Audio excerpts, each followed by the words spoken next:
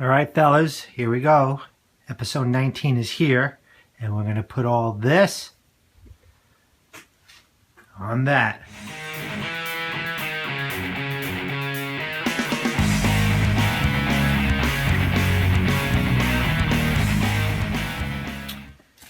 All right, what I have here is a printout of the Atlas instructions on how to mount the motor and countershaft assembly onto the legs of the lathe. Seems pretty simple. I got a couple of diagrams, and that you might find this funny, where if you were to look on eBay, a pair of these legs easily go for anywhere $200 to $300 plus shipping, and back then we're talking about $19.50. But anyway, let's get started and see if I can get this all mounted up.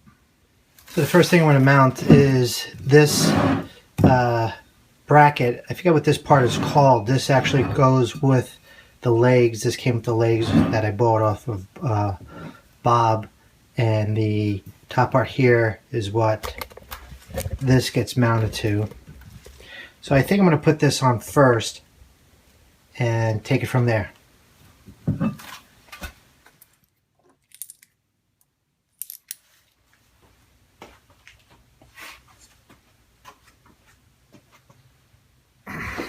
So this is the back of the leg, and this needs to mount like that.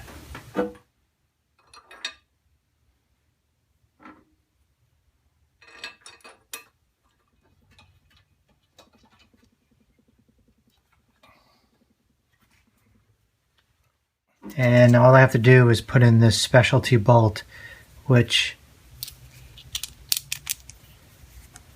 if you can see, has a threaded hole on the interior, and this bolt gets screwed in like that. And through the distance, you're able to adjust the way this sits on the legs. And in theory, it's supposed to help with the tension on the belt from the motor to the counter shaft.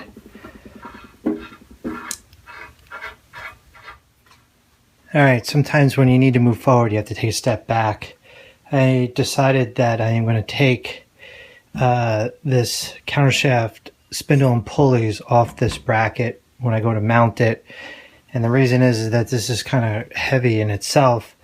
But this part here flapping over, since I'm by myself, I don't want this coming down while I'm trying to hold this bracket up and mount it and smashing my fingers or possibly falling and breaking.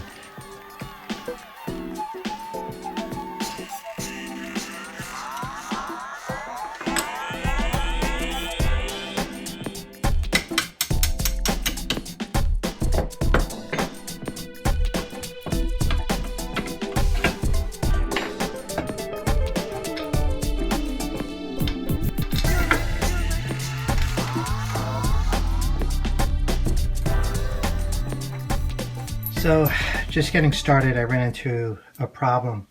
I had bought these carriage bolts to slide in here and lock into place, and then this would go through that bracket that's on the legs, and I have a washer and a bolt that I was going to tighten this down, and I thought this would look nice and clean and that would work. However, I did not realize these holes are threaded, so that won't work. Luckily, I have my box of bolts and nuts and screws. I have 4 of these that'll work, so just going to use these instead.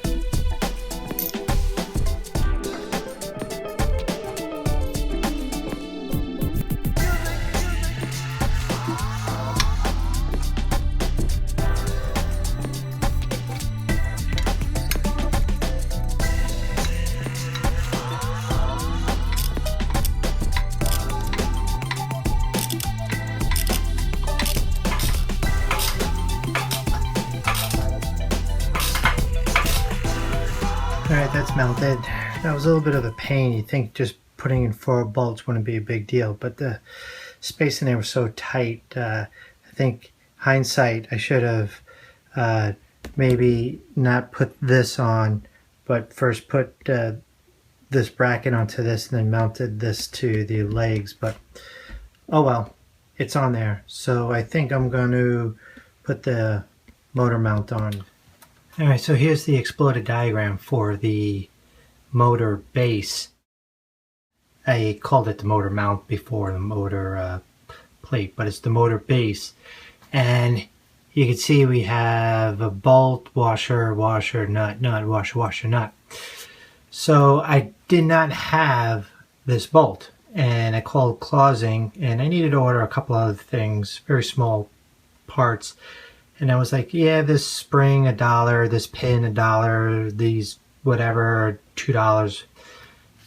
This bolt, number S7-207, they had only one left, and it was $21.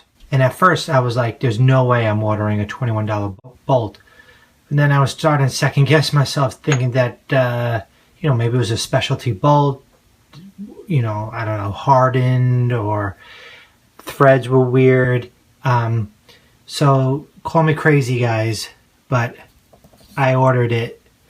It is the last bolt for these lathes that Clausing had, and I got it for $21. I think I'm a little bit nutso.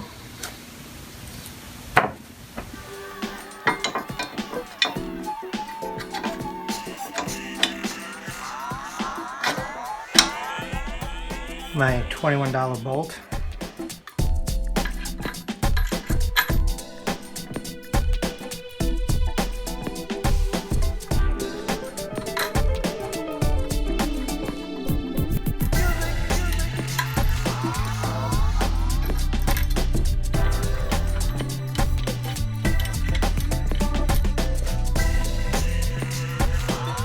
Alright, well, that's this motor plate assembled.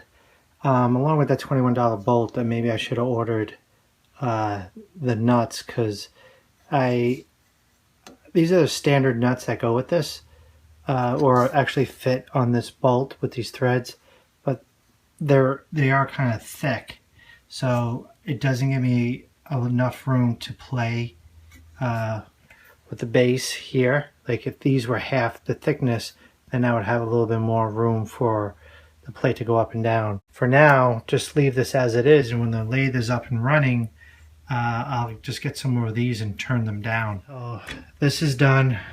Let's get to putting this part back on.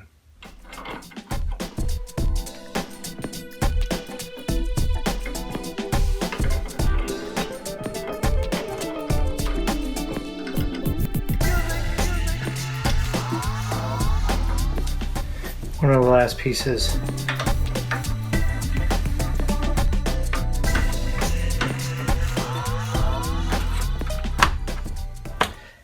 I debated back and forth between going with the adjustable V-belts or an actual solid V-belt, and there are pluses and minuses using each one. But since I have a couple of these and the spindles all together, and I really don't want to deal with taking that apart again right now, I'm just going to go with these. And the directions are kind of vague, but it seems simple enough, and I will see how this fits on the lathe. All right, it's on. I'm not sure if I'm doing this right, but it seemed like this was too wide for these grooves, but if I flipped them over this way, so these tabs are underneath, it catches inside the grooves here, and it helps the belt stay on the pulley. I'm pretty sure that's the way it goes, and the direction that these are together. I tried it a couple of ways, and this one seems to make the most sense the way it is, because the belt gets pulled this way. I think, you guys will let me know. So that seems to be working. So one thing I'm confused on, if I put this together right, is this lever. In theory, I know what it's for, to disengage and engage the pulley system to make the spindle turn. And I know I don't have the motor set up, but you know, I see this going back and forth and it's this cam action, but I don't see it really affecting anything. And it could be, like I said, that the motor is not hooked up.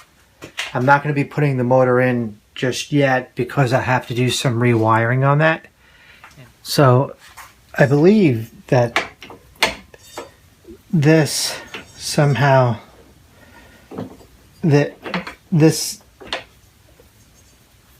bar here has a flat spot, and I'm thinking that that flat spot, if you were to push this forward, should go on this bracket, and that would explain why that this casting had a wear spot in it, because these metal L brackets that I made that were missing, that I put on, makes sense that this flat spot on this would fit on that, and by moving the lever it would move this countershaft assembly back and forth, but the movement's very, very, very slight.